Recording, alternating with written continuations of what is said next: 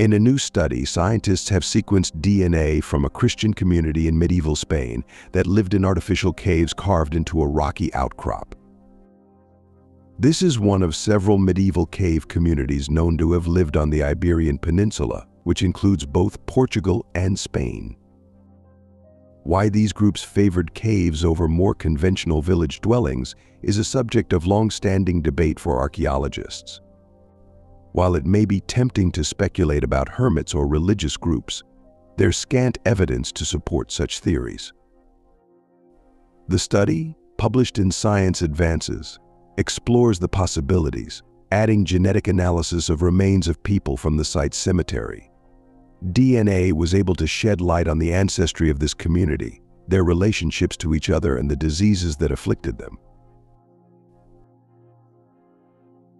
The combined information reveals a story of inbreeding, occasional bouts of violence and disease during a fascinating period in history.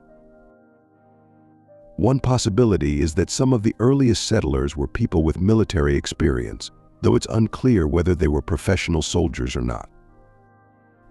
The settlement existed from the mid-6th century to the 11th century AD. The early Middle Ages was a dynamic and tumultuous era in many parts of Europe, including the Iberian Peninsula. After the fall of the Western Roman Empire in 476 AD, Iberia came under the rule of the Visigoths, who came from northern Europe. The Visigothic kingdom collapsed following a conquest by Muslim armies crossing from North Africa in 711 AD. This event established a territory known as Al-Andalus, which, at its greatest extent, covered much of Iberia. But Christian kingdoms persisted in the north of the peninsula and gradually reclaimed territory. What we know about the period in this part of the world has been dominated by events in Iberia's major cities at the time, such as Toledo, Granada, and Cordoba.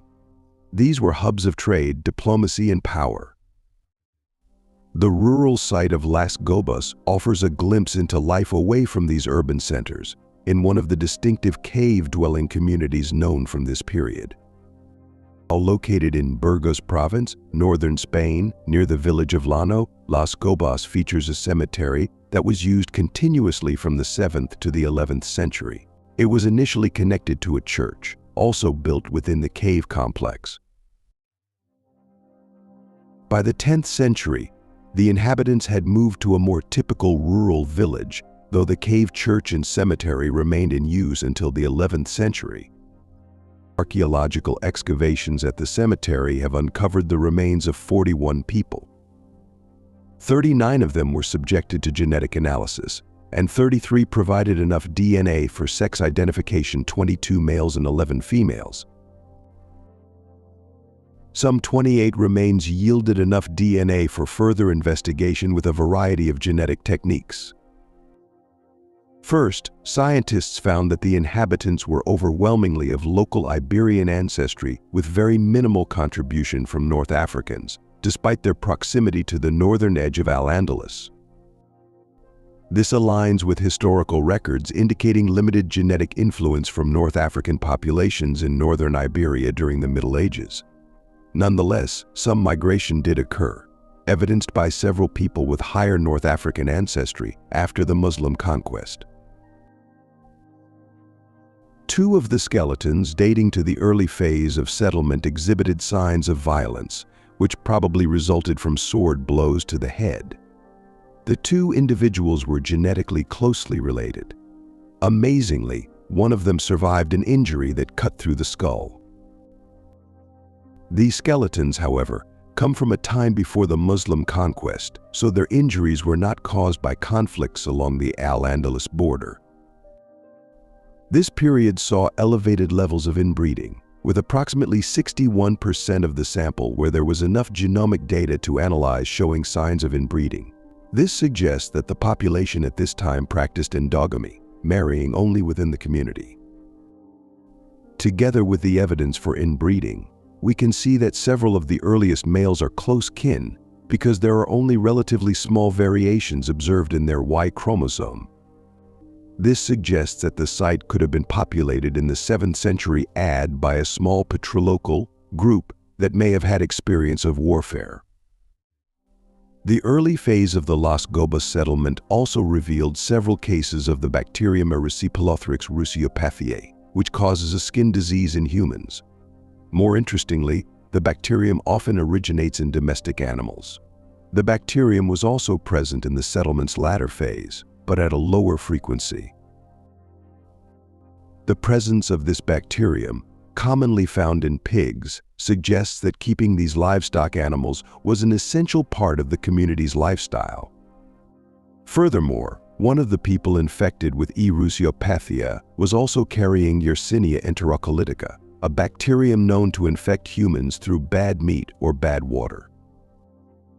Endogamy remained a strong feature throughout the population's history, even as the community transitioned from cave dwellings to a more typical rural settlement in the 10th century.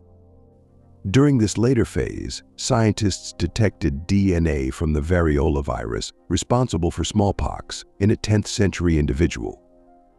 Smallpox, with its high mortality rate 30% without vaccination, has been suggested by some researchers to have reached Iberia via the Muslim conquest. However, the Las Gobas smallpox strain resembled those found in Scandinavia, Russia, and Germany during the same period. Therefore, it appears as if at least one pandemic route was from the east. Increased mobility, exemplified by the growing importance of the northern city of Santiago de Compostela for Christian pilgrims in the 9th and 10th centuries, may even have helped spread the virus.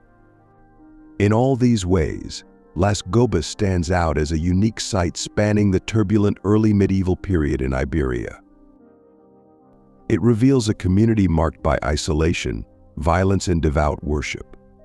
What started as a cave-dwelling group evolved into a typical rural village that endured its share of disease. As such, the site offers a rare and detailed glimpse into the lives of people whose stories are often eclipsed by history told from the perspective of major urban centers and their elites.